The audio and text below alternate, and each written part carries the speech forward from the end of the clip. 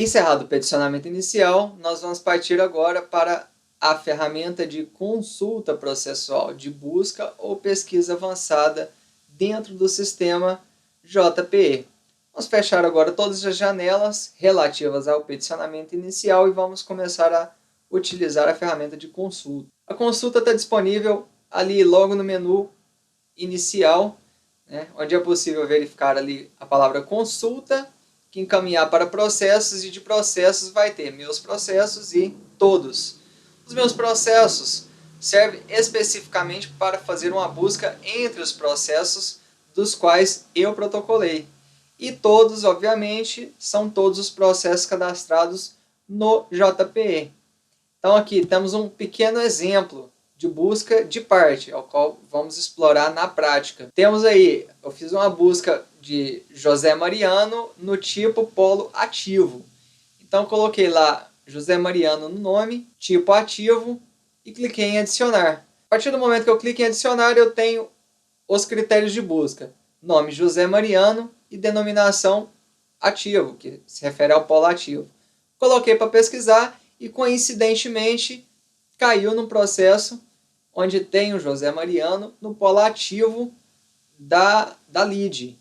Tem um agravo de instrumento aí da 16ª Câmara Civil. Coincidentemente, abriu nesse processo.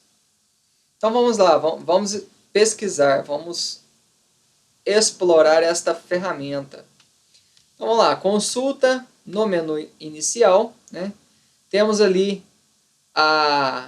o processo, e dentre os processos tem todos os processos, meus processos e todos os processos.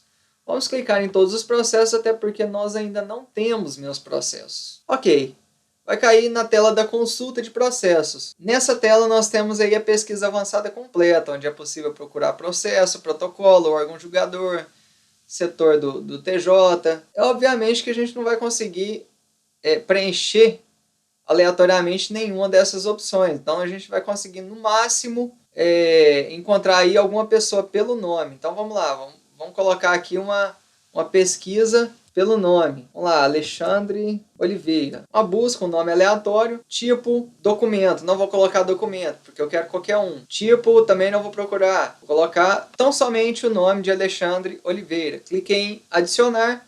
Pronto, eu adicionei um critério, contenha todas as partes, Alexandre Oliveira. Então vamos colocar aqui para pesquisar. Pronto, encontramos um processo da 14ª Câmara Civil, um agravo de instrumento do Banco Bradesco contra o polo passivo, Adilson Lopes da Silva e outros. Então, vamos lá, vamos explorar essa janelinha aqui, vamos ver esse processo. Temos aqui aquela janela de apresentação do processo, de todas as informações do processo. Temos os dados de origem, do qual mencionei no início da aula. Essa aba aparece somente quando tem processo de origem, quando é informado um processo de origem. Então, nesse caso aqui, o agravo de instrumento necessariamente tem um processo de origem, assim como foi feito aqui. O processo de origem foi assinalado pelo advogado e as informações dos dados de origem estão constando aqui porque o advogado assinalou o processo de origem. Os dados básicos que nós aprendemos a preencher, na verdade, no cadastramento da petição,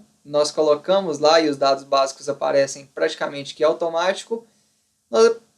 Nos dados básicos a gente colocou basicamente os assuntos. As partes, e nós colocamos o cadastramento das partes. Então, nesse caso aqui, nós temos o agravante e o agravado. Como é um agravo de instrumento, ao invés de impetrante, como era no exemplo que nós utilizamos no meu sistema, ao invés de impetrante e impetrado, nesse aqui é um agravo de instrumento. Então, é um agravante e um agravado. Nesse caso aqui, o Alexandre é uma dessas partes. Então, temos aí Adilson Lopes, Alexandre Oliveira, Ângela Brasilina contra o Banco do Bradesco.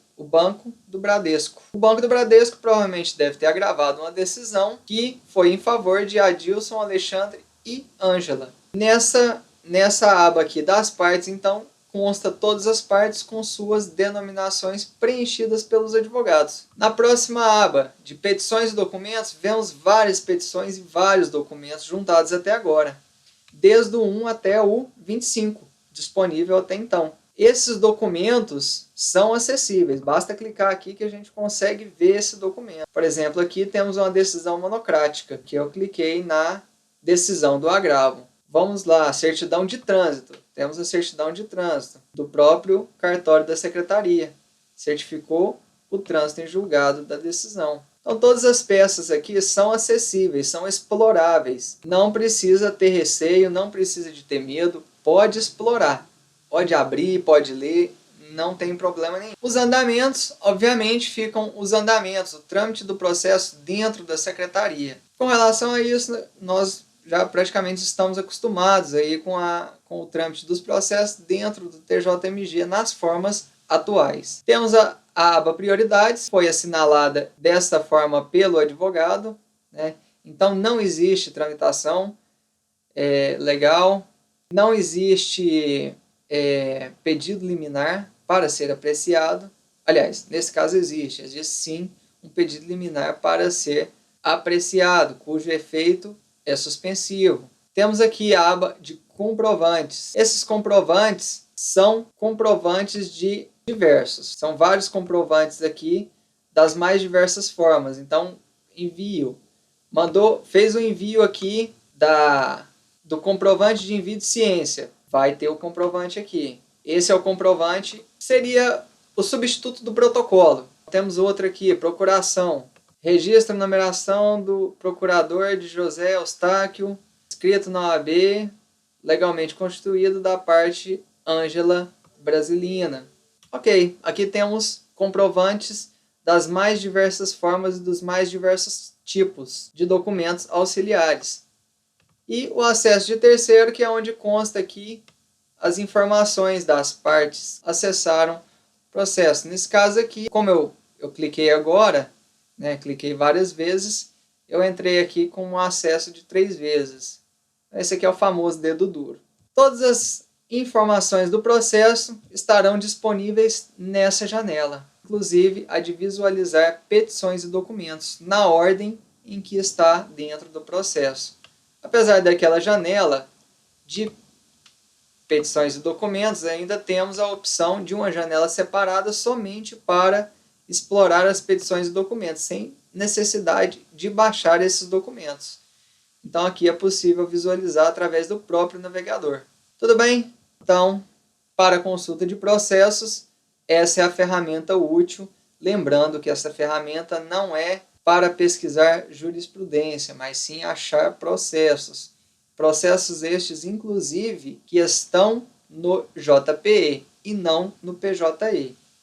No PJE, os processos dele é necessário procurar somente no PJE. Tem um pequeno detalhe que nós vamos explorar a seguir, que é este botão aqui, de peticionamento recursal, incidental e intermediário.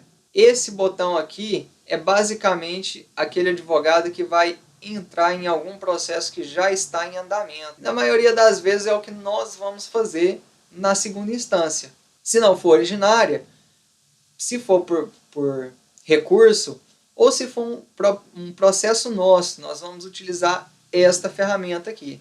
Ok, encerrada a consulta processual, vamos agora para o peticionamento recursal, incidental e intermediário. Para acessar o peticionamento recursal, incidental e ou intermediário, nós vamos acessar peticionamento no menu principal e depois clicar em recursal, incidental ou intermediário. Lembrando que o acesso também é possível fazer aqui. Vocês podem notar aqui que vai abrir uma janela de outras petições quando a gente clica aqui nesse botão de peticionamento incidental. Mas para mostrar para vocês que o resultado é o mesmo, vamos lá na janela específica, na tela específica. Peticionamento, recursal, incidental e intermediária. Aqui vão aparecer alguns processos que estão em trâmite. Se eu quiser fazer uma busca avançada em um processo específico, eu posso fazer aqui. Ó.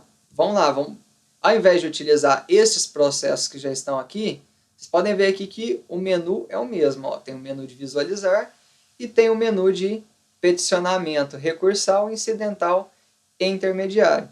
Mas vamos procurar aquele em específico que a gente estava mexendo lá, do Alexandre Oliveira. Ok, vamos pesquisar.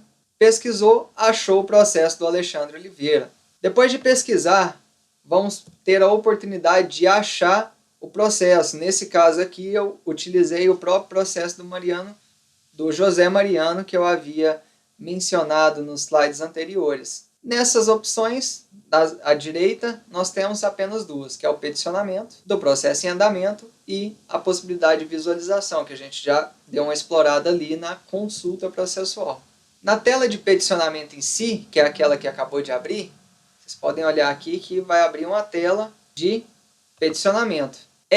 Ela é basicamente aquela tela de petições. Vocês lembram desses botões aqui? Exatamente. É praticamente a mesma tela. Então, nós vamos utilizar basicamente dois botões. O botão de adicionar, que significa adicionar uma petição através do editor de texto, ao qual nós já exploramos na consulta processual, e o botão de upload de algum arquivo, que nós podemos selecionar o tipo de arquivo. Então, por exemplo, o tipo de peça. Colocaremos aqui embargo de declaração. Adicionar, embargo de terceiro, tá? A título de exemplo. Vai enviar, óbvio que se eu enviar, eu vou enviar para dentro do processo. Eu vou enviar, depois salvar, vai aparecer a tela de petição recursal. Vocês podem ver aqui que fala petição recursal. Então, nessa tela de petição recursal, inclusive eu utilizei aí o mesmo exemplo. A gente vai ter duas opções. Vai ter a opção de assinar e a opção de protocolizar, nesta mesma tela. Se for necessário cadastrar alguma parte ou alguma prioridade, todas elas estarão aqui. Todas essas opções estarão aqui. Vocês podem ver aí que temos botões novos que não foram explorados ainda. Então, se, por exemplo, utilizando da ferramenta autoexplicativa, só colocar o mouse em cima que nós podemos ter a oportunidade de ler o balão autoexplicativo. Então, esse primeiro ícone, importar meus representantes. Segundo ícone, importar partes do polo passivo. Importar partes do polo ativo. Então, vamos lá, vamos clicar em importar partes do polo ativo. Bradesco, vamos clicar em Bradesco. O botão de importação, que é aquele mesmo botão que nós tínhamos explorado ele na importação das peças do PJE. Vai clicar e ele vai importar os dados do Banco Bradesco. Uma parte importada com sucesso. Pronto, temos aqui Banco Bradesco. Vamos agora importar as partes do polo oposto. Pronto, temos aí o embargante e os embargados, todos importados. Eu não preenchi absolutamente nada. Nas prioridades, eu vou assinalar as prioridades de acordo com a tramitação e, basicamente, é só assinar e protocolar, coisa que a gente já havia explorado anteriormente na petição inicial. Temos alguns avisos aí para encerrarmos nossa aula. Todos os recursos advindos dos processos eletrônicos de primeira instância deverão ser interpostos pelo JPE-TEMES. Então, todos os processos eletrônicos que já estão cadastrados no PJE, os recursos ou as peças subsequentes serão necessariamente feitas pelo JPE-TEMES. Isso aí é a partir da data de 1º de novembro de 20 de novembro de 2014. Temos aí também uma pequena observação que eu quero fazer, mas que eventualmente vocês vão encontrar durante a pesquisa, durante a leitura da legislação pertinente. Temos aí a resolução 780 de 2014. Considera-se disponibilidade do portal do processo eletrônico a falta de oferta dos seguintes serviços: consulta dos autos digitais, transmissão eletrônica de atos processuais, acesso a citações, intimações ou notificações eletrônicas. Então, a indisponibilidade ela vai acontecer tão somente nessas situações. No artigo seguinte, nos artigos subsequentes, mostra como é que funciona o prazo e qual que é o mínimo, o tempo mínimo da indisponibilidade desses serviços. Então, a indisponibilidade deles tem que ser superior, por exemplo, a 60 minutos. Não pode acontecer entre as 0 horas e entre as 0 e as 6 horas, em feriados ou finais de semana, pois assim não produzirão efeitos, e a prorrogação do prazo será até o primeiro dia útil subsequente à tomada de funcionamento. Então é bom sempre ficar de olho para ver se essa resolução teve alguma atualização, teve alguma modificação com relação à questão da indisponibilidade do sistema.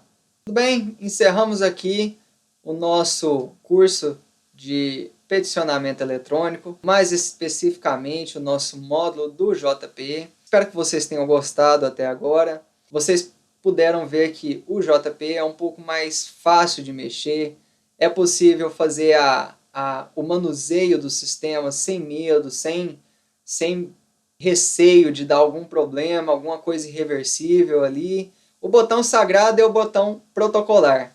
Tirando o botão protocolar, tudo é permitido. Então, dá para explorar, dá para fazer o que o advogado quiser ali, simular um processo, fazer do jeito que ele bem entender, poder explorar, chegar em casa, ou se não chegar no escritório e poder abrir o sistema aí e ter mais intimidade com ele, assim como todos nós professores também temos intimidade. Nós, inclusive, começamos do zero algum dia, né? A gente não nasceu sabendo. Então, assim como vocês também não nasceram sabendo, a gente já esteve sentado em uma cadeira para ver como é que funciona esse sistema, né? Para ver essa mágica toda acontecer.